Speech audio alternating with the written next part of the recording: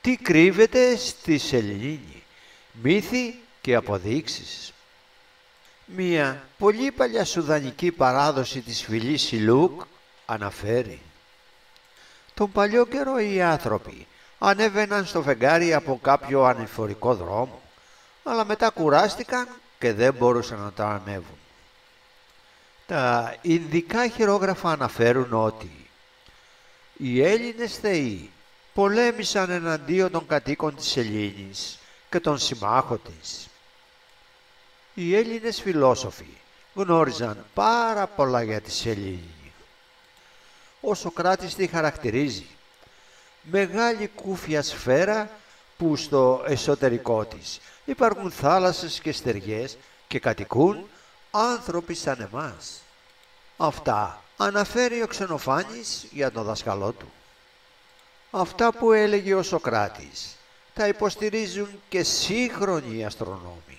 Ο Έλληνας θεός Ορφέας, γιος του Απόλλωνα, ο πιο τακτικός ταξιδιώτης στη σελήνη και του Συρίου, μας λέει: η σελήνη έχει βουνά, πολιτείες και σπίτια. Η επιφάνειά της είναι έδαφος όπως της γης και κατοικείται από θεϊκούς κατοίκους. Τις πληροφορίες αυτές μας τις δίνουν Πλούταρχος και Διογέννης ο Λαέρτιος. Ο Ορφέας γνώριζε το σεληνιακό ημερολόγιο των 12 μηνών και τις φάσεις της σελήνης.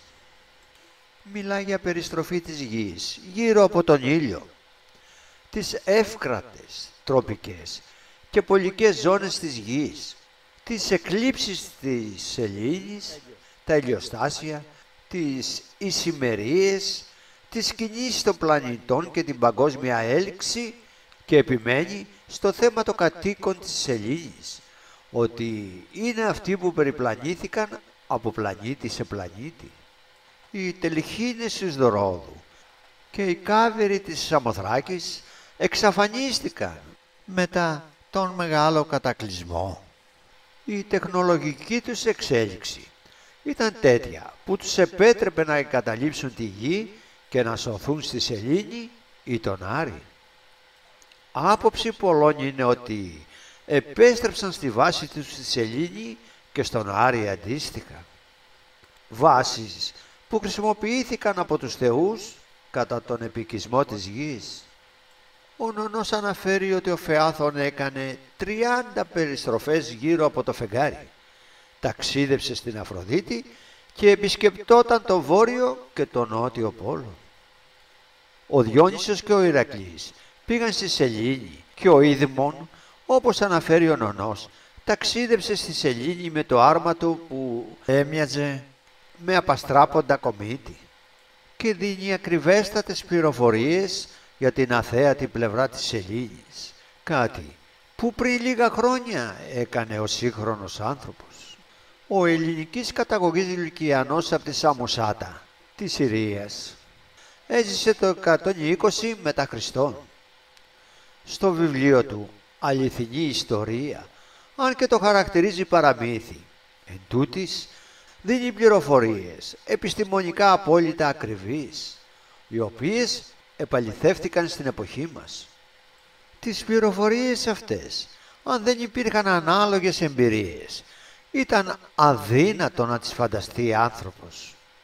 Πήγαινε με ένα καράβι που το πήρε ο αέρας για 7 μερόνυχτα και την 8η ημέρα έφτασε στο φεγγάρι. Τόσο κάνουν τα σύγχρονα διαστημόπλια του ανθρώπου για το φεγγάρι. Μπήκε σε ένα πηγάδι που από πάνω είχε καθρέφτες και έβλεπε όλη τη γη. Πρόκειται για υπερσύγχρονο τηλεσκόπιο που ο άνθρωπος ακόμα δεν το είχε φτιάξει, γιατί με αυτό έβλεπε τους ανθρώπους στη γη.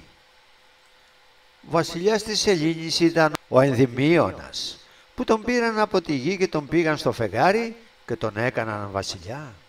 Περιγράφει τρικινητήρια αεροπλάνα, τρικέφαλοι αλογόγυπες που πετούσαν. Περιγράφει σύγχρονες διόπτρες, έβαζαν και έβγαζαν τα μάτια τους που μπορούσε να τα φοράει ο καθένας και να βλέπουν πολύ μακριά. Περιγράφει πολεμιστές με διαστημική στολή που είχε 2 κέρατα, κεραίες.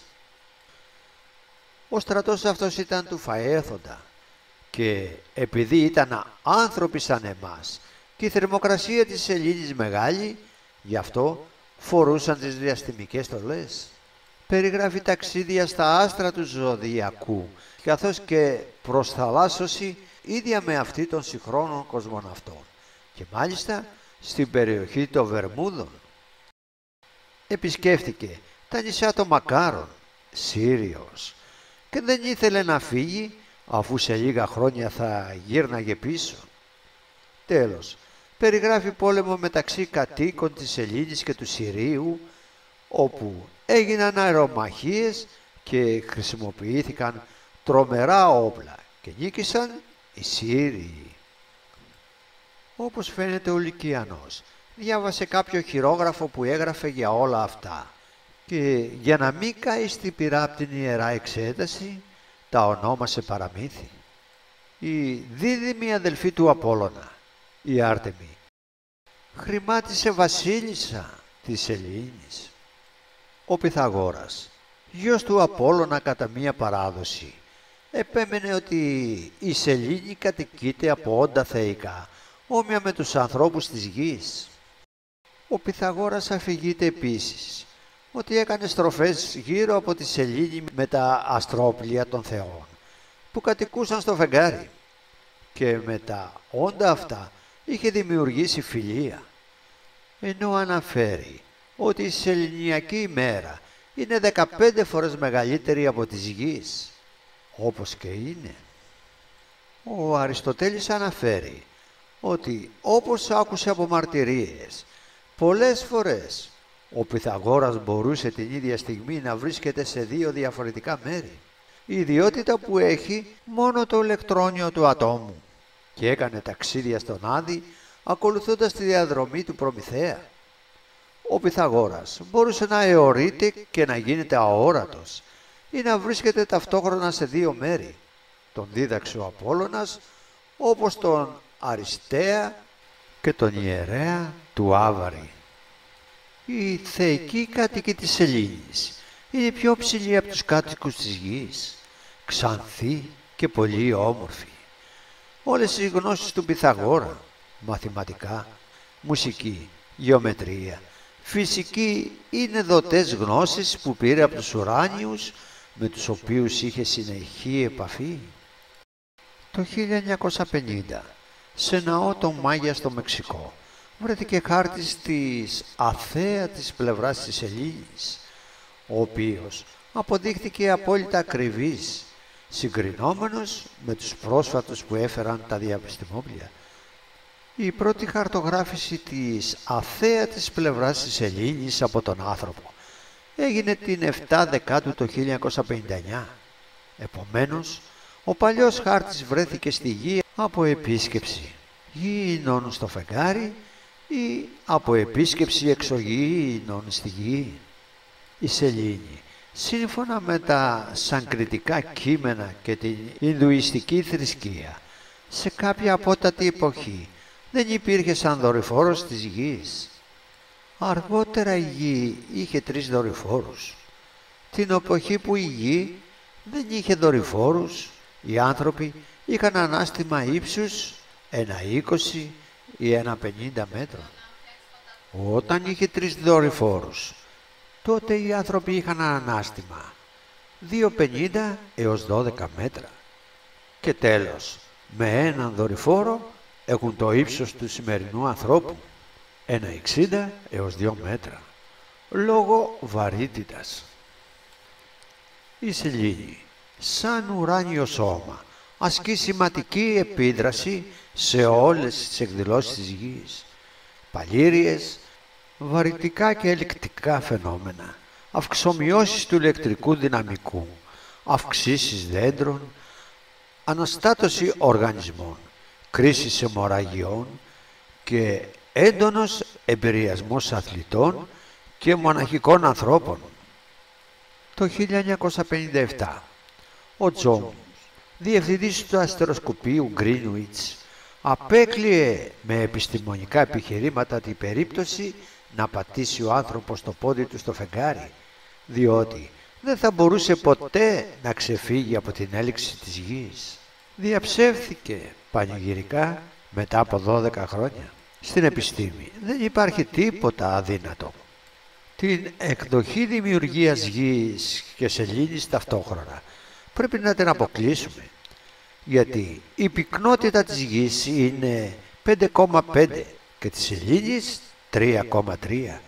Η ηλικία των πετρωμάτων που έφερναν οι αποστολές του Απόλλωνα από τη σελήνη παρουσιάζουν ηλικιακά, που κυμαίνονται από 7 ή 20 δισεκατομμύρια χρόνια, ενώ της γης είναι 4,5 και του ηλιακού συστήματος 5 δισεκατομμύρια χρόνια.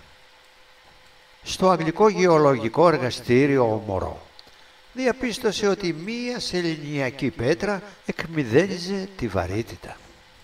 Η σελήνη είναι ένας άγνωστος επισκέπτης ταξιδευτής του διαστήματος. Τα πετρώματα της επιφάνειας της σελήνης είναι θόριο, ζυρκόνιο, τιτάνιο, χρώμιο, πυρίτιδο, αλουμίνιο, σίδηρο, μαγνήσιο και ασβέστιο.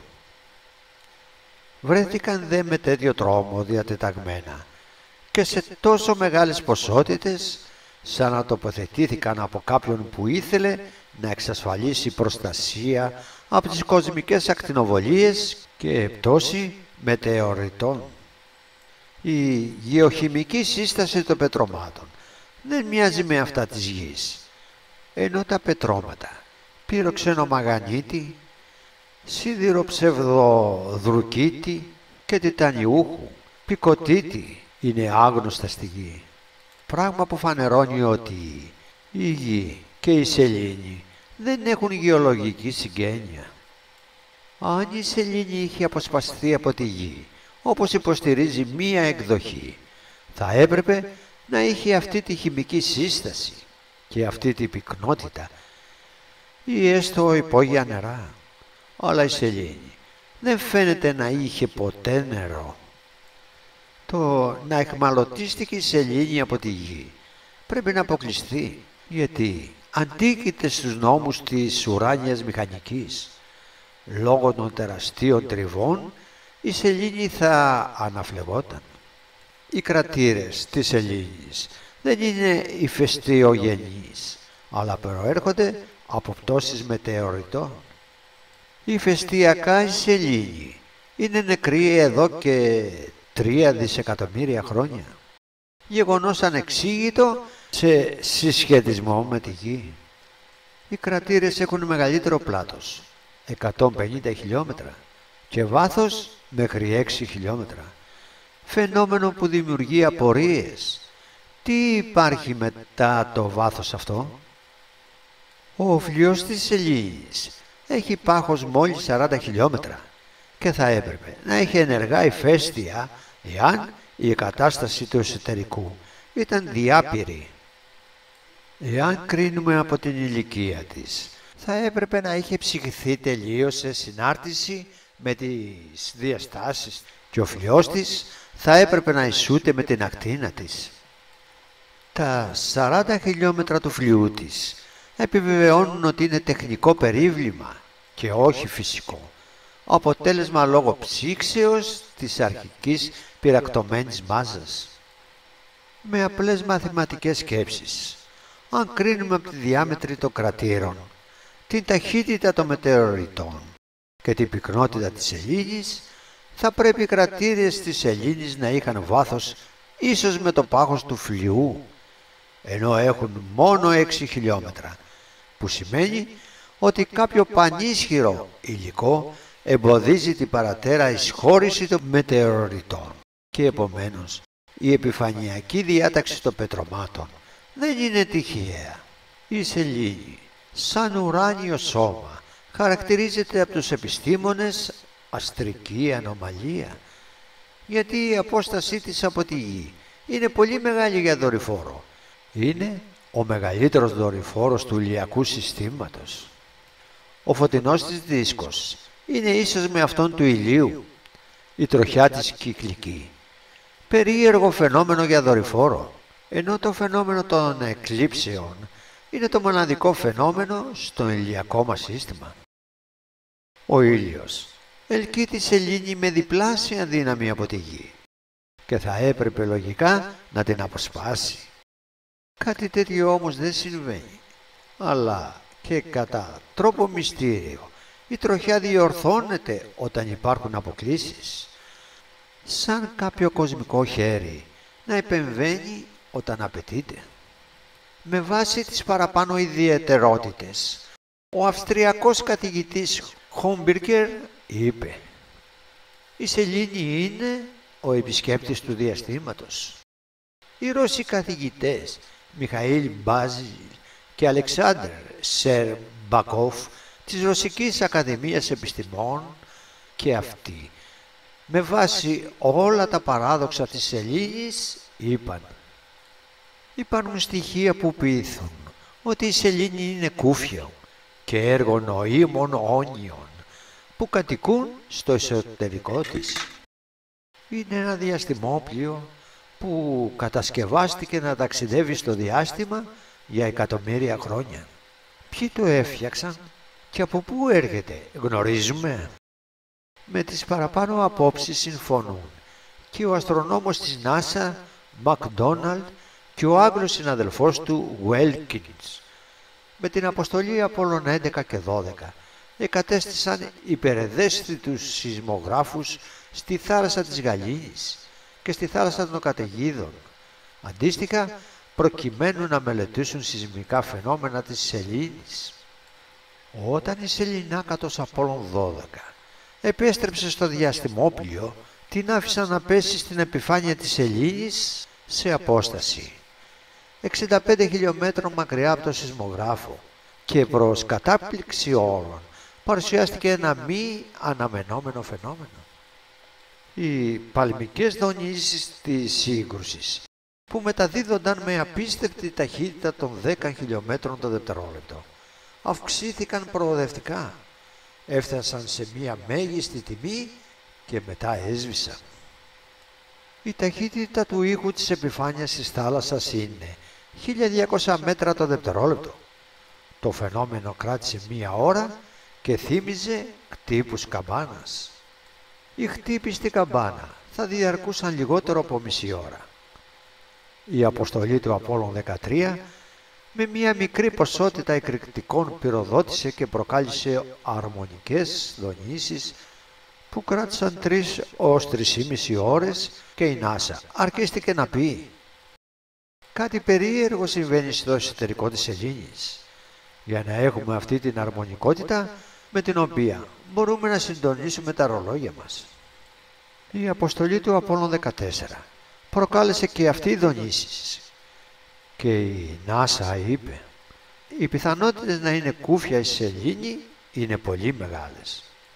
Εκτός από τις τεχνικές δονήσεις που προκάλεσαν οι άνθρωποι, διαπιστώθηκαν δονήσεις σε βάθος 800 χιλιόμετρων που δεν ξεπέρασαν τη βαθμίδα 2 της κλίμακα Ρίχτερ. Ήταν απόλυτα αρμονικές, φαινόμενο που επιβεβαιώνει και η άποψη ότι η σελήνη είναι κούφια και ενδέχεται να είναι κατοικημένη. Οι δονήσεις αυτές επαναλαμβανόταν σε τακτικά χρονικά διαστήματα, μία φορά το μήνα και με την ίδια ένταση πάντα.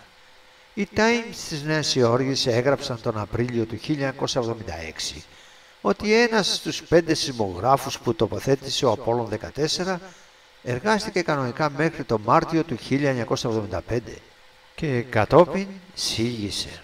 Το περίεργο είναι ότι μετά από ένα μήνα σιγής λειτουργήσε ξανά και κανονικά. Επίσης, ένα άλλο μηχάνημα που είχε σιγήσει για 4 ολόκληρα χρόνια λόγω υπερβολικής ζέστης της σεληνιακής επιφάνειας άρχισε και αυτό να λειτουργεί κανονικά για πρώτη φορά μαζί με το προηγούμενο, αν και δεν ήταν συνδεδεμένα μεταξύ τους. Ο Απόλλων 16, κατά τη διάρκεια του ταξιδιού του προς τη σελήνη, έχασε ξαφνικά το αυτόματο έλεγχο της πορείας χωρίς εξήγηση και χωρίς εξήγηση τον επανήβρε ξαφνικά. Στο εσωτερικό του κρατήρα Ranger, το διαστημόπλιο Ranger 7 τράβηξε από απόσταση 5 χιλιόμετρων μία φωτογραφία λίγο πριν πέσει στη σελήνη. Η φωτογραφία παρουσίαζε μία σειρά από παράξενα αντικείμενα που η NASA τα χαρακτήρισε πέτρες, ενώ διάφοροι ερευνητές μίλησαν για άτια. Τον Φεβρουάριο του 1973, το σοβιετικό Lunghond 2 στη θάλασσα της Γαλήνης βρήκε μία μεταλλική πλάκα μήκους 1 μέτρου, ασυνήθους στην πνότητας και πολύ μικρής ηλικίας. Στην ίδια αυτή θάλασσα παρατηρήθηκαν πυραμίδες, στην ίδια ακριβώς διάταξη με τις πυραμίδες της Αιγύπτου, όπως υποστηρίζει ο Ρώσος επιστήμονας Αλεξάνδρ Αβράμοφ. Γιατί η NASA προσελήνωσε πολλές από τις αποστολές της στη θάλασσα της Γαλήνης? Μήπως κάποιο μυστικό την υποχρέωσε σε αυτή την απόφαση? Τα διαστημόπλια Λούνα 9 και Όμπιρτεν 2 φωτογράφησαν 8 ορελίσκους όμοιους με αυτούς της Κλεοπάτρας στην Αίγυπτο, ύψος ουρανοξύστη. Σε φωτογραφίες που πάρθηκαν από τα διαστημόπλια και χαρακτηρίστηκαν απόρριτες, φαίνεται ένας φωτεινός συμμετρικός σταυρός. Εμφανίστηκε ξαφνικά και ξαφνικά χάθηκε. Παρακάτω παραθέτουμε διάφορες αστρονομικές παρατηρήσεις που κατά καιρούς κατέγραψαν διάφορα περίεργα φαινόμενα στην επιφάνεια της σελήνης. 11 Τρίτου του 1587 οι αστρονόμοι της εποχής παρατηρούν με γυμνό μάτι ένα λαμπρό αστέρι πάνω στο φεγγάρι ανάμεσα στα δύο άκρα του ηλιακού μηνίσκου. 12 Εντεκάτου του 1671 παρατηρείται στην επιφάνεια της σελήνης ένα λευκό σύννεφο, αν και η σελήνη δεν έχει σύννεφα. Το 1783 και 1784 παρατηρούνται σε τακτικά χρονικά διαστήματα κινούμενα φώτα στη σεληνιακή επιφάνεια. Το 1794 ένα περίεργο αντικείμενο πετούσε πάνω από τη σελήνη. 7 Ενάτου του 1800 οι Γάλλοι αστρονόμοι παρατηρούν κατά τη διάρκεια μιας έκλειψης σειρά από κινούμενα φώτα που αλλάζουν συνεχώς σχηματισμούς και αφού ευθυγραμμίστηκαν εξαφανίστηκαν. 4, 5, 6 και 7 Δευτέρου του 1821 Α, 6 Πέμπτου του 1821, 11 Εβδόμου του 1821, 28 και 29 Εντεκάτου του 1821. Στις παραπάνω ημερομηνίες, σχεδόν σε όλη τη διάρκεια του 1821, οι αστρονόμοι παρατηρούν πλήθος από ανεξήγητα φώτα να κινούνται στην επιφάνεια της σελήνης και μετά από ορισμένους σχηματισμούς που πήραν, εξαφανίστηκαν. 22 Πρέτου του 1825, 12 Τετάρτου του 1826, 7 Τρίτου του 1826, 22 Δεκάτου του 1835. Σε όλες τις παραπλεύρο ημερομηνίες παρατηρήθηκε μεγάλη δραστηριότητα φωτεινών αντικειμένων με σημείο αναφοράς γύρω και μέσα από τη θάλασσα των κρίσεων. Αρχές του 1860, 16 του 1866, 7 Πέμπτου του 1867, όλο το 1869. Καθ' όλη τη διάρκεια του 1860 παρατηρείται μεγάλη δραστηριότητα φωτεινών αντικειμένων στην επιφάνεια της σελήνης και ιδιαίτερη έξαρση στις παραπάνω ημερομηνίες που παρατηρήθηκαν και χαρτογραφήθηκαν κονικές κατασκευές μέσα και έξω από το κρατήριο του Λινέ, ο οποίος είχε βάθος 360 μέτρα και διάμετρο 10 χιλιόμετρα. Οι αστρονόμοι έμειναν άφωνοι όταν 5 χρόνια αργότερα διαπίστωσαν ότι ο κρατήρας είχε εξαφανιστεί. Όλο το 1871 παρατηρούνται πάνω από 1500 φωτεινά αντικείμενα στην επιφάνεια της σελήνης με συχνότητα εμφανίσεως καθημερινά. 5 Δευτέρου του 1877. Στο κρατήρα Εύδοξος φαίνεται για πολλές μέρες μια φωτεινή γραμμή μεγάλου μήκους. 21 Τρίτου του 1877 και 4 Πέμπτου του 1877 το εσωτερικό του κρατήρα Πρόκλος είναι κατάφωτο από πάρα πολλά κινούμενα φώτα. Όλο το 1879, το έτος αυτός, έχουμε πλήθος εμφανίσεως φωτεινών αντικειμένων στην επιφάνεια της σελήνης. Ο κρατήρας του Ινγνίνου παρουσιάζει φωτεινότητα, σαν να φωτιζόταν από κάποια πηγή φωτός. Ενώ έξω από αυτά, φωτεινά αντικείμενα άλλαζαν συνέχεια σχηματισμούς. Στον κρατήρα Φραγκοστόριους φάνηκε ένας φωτεινός κύκλος που στη συνέχεια πήρε σχήμα κόνου.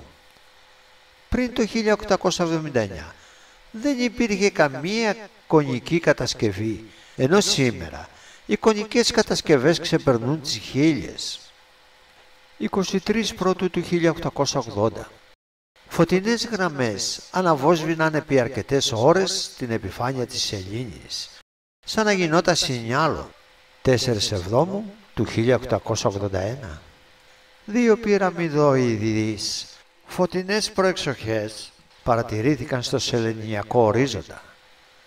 8 Πέμπτου του 1881. Περίπου 1000 φωτεινές δέσμες φάνηκαν στη θάλασσα των Κρίσεων. Στο ίδιο σημείο εντοπίστηκε αργότερα μία γέφυρα, η οποία μετά από αρκετά χρόνια εξαφανίστηκε. 24 Τετάρτου του 1822. Παρατηρείται μεγάλος αριθμός κινούμενων αντικειμένων στο κρατήρα Αριστοτέλης. 26 Τρίτου του 1882. Στην θάλασσα των Κρίσεων παρουσιάζονται αμέτρητα φωτεινά αντικείμενα διαφόρων σχηματισμών. 23 Εντεκάτου του 1887. Μία κοκκινοπίσκια παρατηρείται στο κρατήρα Πλάτων. 15 Εβδόμου του 1888.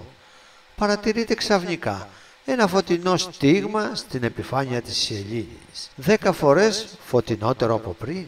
Προσεληνώθηκε στις Σεληνιακές Άλπες. Περίμενε 20 λεπτά και μετά χάθηκε. Στο σημείο προσεληνώσεως έμεινε μια περιφέρεια που άλλαζε συνέχεια χρώματα. 19 του 1889. Στο κρατήρα του Πλίνιου φάνηκε ένα κυκλικό φως με στίγμα στο κέντρο. 7 Εντεκάτου του 1891. Φωτεινές γραμμές αναβόσβηναν σαν σινιάλο για αρκετές ώρες στην επιφάνεια της σελήνης. 1892, 1896, 1899. Καθ' όλη τη διάρκεια των ετών αυτών παρατηρείται μεγάλος αριθμός κινούμενων φωτών στην επιφάνεια της σελήνης. 23 Τετάρτου του 1915. Μία φωτεινή ακτίνα παρατηρείται στο κρατήρα Κλάβιου. 15 Πρώτου του 1915. 7 φωτεινά αντικείμενα σχημάτιζαν το ελληνικό γράμμα Γ στην επιφάνεια της σελήνης. 10 Δεκάτου το 1916. Ένα φωτεινό τρίγωνο παρατηρείται στο κρατήρα Πλάτωνα. Από το 1922 έως το 1980 έχουν παρατηρηθεί στην επιφάνεια της σελήνης πάνω από 200 θόλοι διαμέτρου 250 με 300 μέτρων που κινούνταν και άλλαζαν θέση. Πιθανόν επιφανειακές κατασκευές τύπου ιγκλού, λιώμενες και προκατασκευασμένες. 14 Έκτου του 1940. 2 φωτεινές στήλες παρατηρούνται στο κρατήρα Πλάτωνα. 7 Τετάρτου του 1944. Παρατηρείται ανεξήγητη λάμψη στην επιφάνεια της σελήνης. 19 Δεκάτου του 1945. 3 έντονα φώτα παρατηρούνται στο τείχος του Δαρβίνου. Από το 1950 έως το 1960 παρατηρήθηκαν κονικές κατασκευές που πολλαπλασιαζόταν κατά συνήθιστον τρόπο, αφού το 1865 υπήρχαν 2, σήμερα υπάρχουν πάνω από 1000. 7 Τρίτου του 1950 φωτογραφίζονται κινούμενα φώτα στην επιφάνεια της σελήνης. 18 Ενάτου του 1953 κάτι σαν νησί υψώθηκε πάνω από την επιφάνεια της σελήνης. 8 Ενάτου του 1955 2 λάμψεις παρατηρήθηκαν στην περιοχή του Ταύρου. 24 Πέμπτου του 1955 μία στραπή παρατηρείται στο νότιο πόλο της σελήνης. 18 Τρίτου του 1958 οι Άγγλοι αστρονόμοι, ο Νίλ και ο Χιπίπα Βέλτσκινς παρατηρούν μία γέφυρα στην επιφάνεια της σελήνης, η οποία μετά από μέρες εξαφανίστηκε. 29 Ενάτου του 1958 στην επιφάνεια της σελήνης παρατηρούνται φωτεινά γραμμικά σύμβολα σαν γράμματα της αλφαβήτου. 3 Ενδεκάτου του 1958 παρατηρούνται κινούμενα φώτα και απελευθέρωση αερίων στην επιφάνεια της σελήνης, ενώ ένα κόκκινο φως κινείται πολύ αργά. 5 Ενδεκάτου του 1959 φώτα αναβόσβηναν σαν σινιάλο για πολλή ώρα. 17 Ενδεκάτου του 1959 ένα φωτεινό αντικείμενο αναβόσβηνε στο κρατήρα του Πλάτωνα. 13 Ενάτου του 1959 φωτογραφήθηκαν 2 φωτεινά αντικείμενα που έφευγαν από την επιφάνεια της σελήνης με μεγάλη ταχύτητα, ενώ ένα φωτεινό σύννεφο ήταν πάνω από την περιοχή του Λιτρόφ. Η σελήνη δεν έχει σύννεφα. Το 1960 η σκοτεινή πλευρά του κρατήρα Βιτέλο φωτιζόταν επί 5 λεπτά. Το 1961 5 φωτεινά αντικείμενα αναβόσβηναν και έφευγαν από την επιφάνεια της σελήνης. Με την απομάκρυσή τους παρατηρήθηκε απελευθέρωση αερίων. 21 Έκτου του 1964 μία μαύρη σκιά κινείται στο νότιο ημισφαίριο της σελήνης. 3 Εβδόμου του 1965 για 70 λεπτά στην περιοχή του Αριστάρχου παρατηρούνται φωτεινές αναλαμπές. 6 Εβδόμου 8 Ογδόου του 1965 και τις 3 μέρες συνέχεια μία ισχυρή ακτίνα εκπέμπεται από την επιφάνεια της σελήνης προς άγνωστη κατεύθυνση. Μάρτιος του 1966 μεγάλος αριθμός φωτεινών αντικειμένων σε όλη την επιφάνεια. 25 Ενάτου του 1966 και 25 Δεκάτου του 1966 παρατηρείται ασυνήθις αριθμός φωτεινών λάμψεων στο κρατήρα του Πλάτωνα και στην περιοχή Γκασέντι για 1 ώρα. 4 Δευτέρου του 1966 το σοβιετικό διαστημόπλοιο Λούνα 9 φωτογραφίζεται στη θάλασσα των καταιγίδων. Πυργοειδείς κατασκευές διατεταγμένες σε ευθείες γραμμές. 11 Ενάτου του 1967 ένα μαύρο σύννεφο με κόκκινο περίγραμμα παρατηρήθηκε στη θάλασσα της Γαλήνης. 24 Δεκάτου του 1968 ο Απόλλων 8 περιστρέφεται γύρω από τη σελήνη. Οι αστροναύτες είδαν ένα περίεργο άτια και το φωτογράφησαν. Είχε επιφάνεια 16 τετραγωνικά χιλιόμετρα, 4.000 μέτρα επί 4.000. 22 Πέμπτου του 1969 ο Απόλλων 10 περιστρεφόταν γύρω από τη σελήνη και η σεληνάκατος πήγαινε για προσελήνωση, ενώ απήχε από το έδαφος 7.200 μέτρα. Ένα άτια από την επιφάνεια της σελήνης σηκώθηκε κάθετα και πήγε και την συνάντησε. Οι αστροναύτες το φωτογράφησαν και το κινηματογράφησαν. 16 Εβδόμου του 1969 όταν ο Απόλλων 11 κατευθυνόταν προς τη Σελήνη. Ένα άτια πήγε και τον συνάντησε και τον συνόδευσε μέχρι τη Σελήνη. 19 Εβδόμου του 1969, όταν η Σεληνάκατος του Απόλλων 11 προσεληνώθηκε, συνοδεύονταν από δύο μεγάλα άτια, τα οποία κινηματογραφήθηκαν από τους αστροναύτες. Τα δύο άτια φεύγοντας πολλαπλασίασαν τη φωτεινότητά τους. Αργότερα εμφανίστηκε ένα πολύ μεγάλο άτια και το συνόδευαν 10 μικρότερα. Τέλος, ο Απόλλων 17 φωτογράφησε και αυτός δύο άτια κατά τη διαδρομή του προς την Σελήνη. Οι κρατήρες Λινναίου, Βόξου, Μίστερ έχουν γίνει εστίες συγκεντρώσεων φωτεινών αντικειμένων. Ο κρατήρας του Αριστάρχου είναι ο πιο ενιγματικός και συγκεντρώνει τις πιο πολλές πιθανότητες να υπάρχουν σε αυτόν εισόδοι για το εσωτερικό της Σελήνης. Ομάδες επιστημόνων που συνεργάστηκαν ανεξάρτητα από την NASA υπολογίζουν καταμετρημένες περιπτώσεις εμφανίσεων φωτών και αντικειμένων στην επιφάνεια της Σελήνης, πάνω από 1000 περιπτώσεις.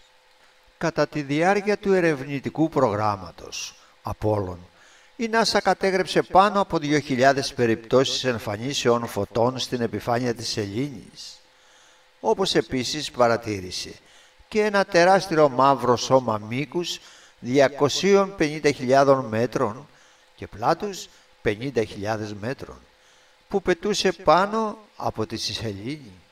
Ο αστροφυσικός Dr. Morris Jessup του Πανεπιστημίου του Μίσιγκα, λίγο πριν τον αυτοκτονήσουν, δήλωνε: «Όλα τα φώτα κατευθύνονται από λογικά όντα που εξυπηρετούν κάποια σκοπιμότητα άγνωστη σε εμάς.